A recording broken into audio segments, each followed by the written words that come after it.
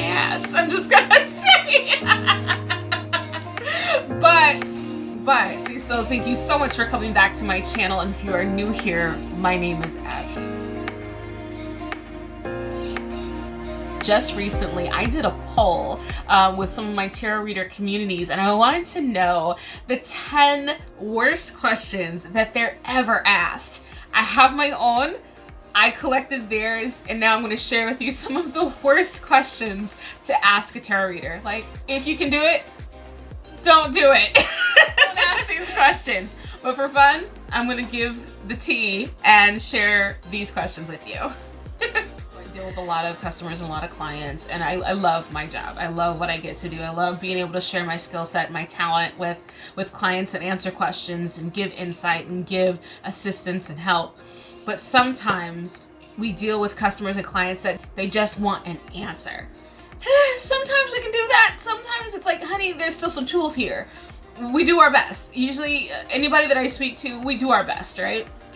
So in this list, I'm going to go just from top down. They're in no particular order. They're just the questions that routinely any reader I talk to says like, oh my God, I hate this one kind of thing. So the first question, this is for me, a personal one. I don't ever want you to ask me, and I will not answer it for you. I will not do. Do not ask me, or do not ask your reader when you're gonna die. Don't do that. Don't do that, because it's like, okay, so from my perspective, I feel like it ruins the end of the story. Also, predictions in that regard is a moving target. What if I give you a date?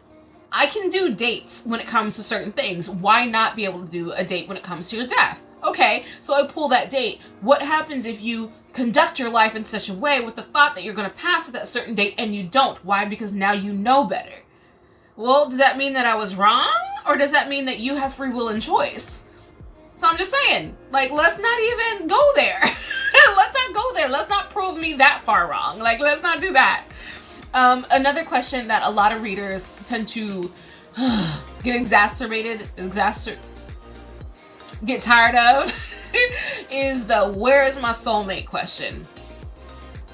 The funny thing is that everybody has a different philosophy when it comes to soulmates.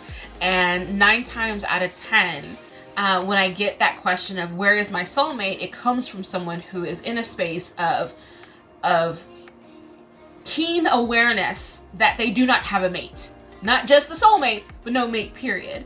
And there's often this secondary feeling attached to it of like, I don't want to date anybody who's not my soulmate. We got to understand, honey, that right now, your soulmate may not want you the way you are. You might want to get honed a little bit more. You might have to go through a few more things so that you're perfectly well suited for that person that you want to call your soulmate. Also, have we thought of ever, and these are sometimes the conversations that I get to have, the possibility of having more than one? Because sometimes the logic with the term soulmate is that there's only one of them. And I get that with the twin flame concept, and that can be another hard one. I'll be mentioning that in a moment. But you can have soulmates in multiple iterations and multiple people. Because this is not just your singular romantic partner that you're supposed to be with until the end of time. This is more of like somebody that you share a soul group with. And soul group being a collective of souls that you've entered Earth with and that you will bump into through your incarnations. And you have people, I feel like, for instance, one of my dogs was a soulmate. I feel like my godmother, very well, like her and I have a soul connection there. I would consider her one of the soulmates. I would not consider most of my romantic partners soulmates. Either way, when it comes to the soulmate question, often we have to look at it from a perspective of what needs to happen so that your soulmate can arrive. That's a better way of going about it. Instead of like, where are they located? Like they're in Shreveport and you're in Chicago and they're never going to get there. I mean, we don't know what the world has in store for us. So trying to get the universe to pin down where your soulmate is kind of a pain in my ass. I'm just going to say. But yes, we do have customers, we do have clients that want to know these information, want to know that answer. And I legit want to find out what is preventing that person from coming to you. And then we have to look at it, and then we have to untie those strings and ball that wax open that door and see what we can do to figure it out. Anywho, let me move on to the next one. Another question that a lot of readers, we kind of want to pull our eyes out when someone asks, why can't I find love? Because that's already asking a question in negative format. So basically you're just telling the universe, I don't want love. Like, it's not coming here, because you've just prepared the absence of love to be around you. So why can't you find love? All right, let's rephrase that question, honey. What can we do to find love? What can we do to attract a more loving relationship, a loving partner, more love and affection from my community, from my whatever it happens to be? That's where we ought to shift that question so that we can get you an actual functional answer instead of a double negative kind of answer. Another question that, oh my gosh, I love you all, but sometimes when this one shows up for me personally, I'm just like, okay, really, we gotta track this in a different way. When you ask a question that you've already asked me before, I don't want to do those questions. And often it comes from one or two places. They want to know if the situation has changed since they last asked it, or they want to test. And sometimes that's, I understand the need to kind of baseline, is this information still going to be the same? Sometimes it is, sometimes it isn't. It just depends on the situation and the circumstances. Also depends as to what's going on around us. But if you've already asked me that same question, it's probably going to be the same answer. It's probably going to be the same answer. I'll pull on it, but I'm like, my eyes are twitching. My eyes are twitching. Another question that I will not read for, just will not read for, is what are the lottery numbers? Honey, if I could do that for you, I wouldn't be here. I would be in Belize. I'd be in Capri. I would be, oh my God, in a million other places where it's warm and sunny. I would not be here. I would not be here. Another question that a lot of readers just are not a fan of is, am I or will I get pregnant? They're like, pee on a stick. That's your answer to your question. Pee on a stick. Your card is not going to tell you you're pregnant. However, sometimes for me, I can feel a pregnancy coming if you're not being careful. And I will often coach and encourage my clients to all right, so you got this saucy little connection going on here. That's awesome. Oh shit, I can feel it coming down the pipeline. Honey, if you don't want a baby, you better wrap that up. Just saying. That's what I like to do when I have a client that's running into that kind of situation. Another question that stresses a lot of readers out is dire consequences kind of questions. Like when you ask a question to which there is only one actual valid answer for you. And for instance, let me give an example. I remember a situation where a potential client talked to me about how she caught a case of some sort and she needs to know, is she going to go to jail? Because she's scared about her babies. She's worried about this. She needs to know the answers to these things and she needs to know it's going to be okay, is what she needed. So what she's telling me is that she needs reassurance. She needs to know the answers to these questions. She's looking to know what's going to happen to her. I could totally dig into this situation for her, but the thing is, she's only interested in one answer. I don't want to break her heart. I don't want to open Pandora's box for her and then unveil a load of drama, a load of anxiety, a load of other stuff because she's unable at that moment to see things in a way that is useful and productive for her moving forward. So when someone comes to a reader asking for answers to a question to which there is only one valid answer, it gets really sticky on our side because we're like, there is nothing that we're going to be able to say that's going to satisfy you. That's like us shooting ourselves in the foot. Like, we don't want to do that. We don't want to do that. It's not fun for us.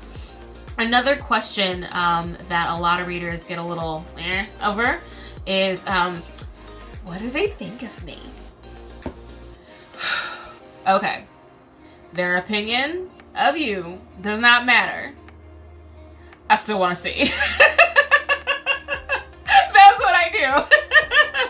I I really am like, again, I'm like, I kind of don't want to dig into it, but it's kind of also fun to kind of peek and see, because like in one respect, it's like, I guess I can understand it. Maybe you want to understand how an interview went, and so it's good to see like what their mindset was after you had your interview. However, like if we're looking at how does Charles feel about me, and I need to know if he has feelings for me, go ask him. That's going to give you the best answer, because my answer is going to be this thing that you're not going to be able to validate until you go and ask him. So just go ahead and ask him. Go ahead and ask him. Okay. Another question that really is hard to answer, and I just really don't want to answer, I don't want to dig into these conversations, are they cheating on me? I don't want to open that box, because I'm sure I can see it, but I will lean that question hard into like what you can do to empower you. What can you do to come from a more assertive point of view instead of this passive point of view situation? Like we'll look into the whole thing and see what needs to be shifted, adjusted, and changed so that you can have a better experience in that relationship. But if you're looking for just strictly, are they cheating on me? Most people don't want to know the answer to that question. Also, they ask it because they already know and they want confirmation. So if you already know, honey, then we don't need to have that conversation. We need to have a different conversation. That's the better conversation that we should be having as your reader. Boom. The last question that so many readers just don't want to do, is what is my ex's new relationship like?